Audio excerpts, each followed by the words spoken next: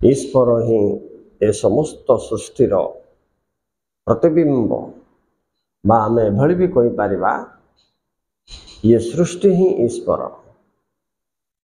तेणु आमर फीलिंग्स सहित ईश्वरंकर फीलिंग्स अच्छी कि नहीं, आमर वाइस ईश्वर स्वीकार करती कि नहीं? उत्तर हाँ, स्वीकार करती, नेगेटिव एंड पॉजिटिव उभय को। से हिसाब रे से तांकर जो नियम अनुसार सृष्टि परिचालित होची ताकू तमे अनुसरण करुचो ना नहीं ताहा भी देखंती। तमे अति भक्ति रे पागल हो जाई ईश्वरंक पाखक पळैले मध्य ए व्यक्तिटी नियम अनुसरण करी मो पाखक आसी ना तार स्वार्थ पाई मो पाखक आसी, तुम हृदय स्पंदन रे तांके स्पंदित हेई या को अनुग्रहण करि नेबे। से हिसाब रे तुमको फल मिले।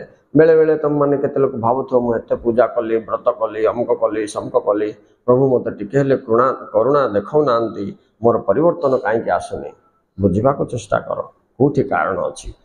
प्रकृतिर नियम विरोध रे जाई तुम केते पूजा, व्रत, उपवास जहाँ भी करो ताहार फल सठिक भाव पाई पारिबो नाही।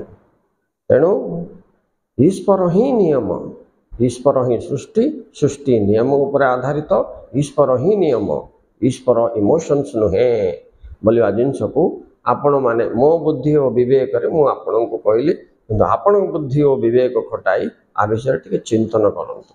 Thank you very much for watching.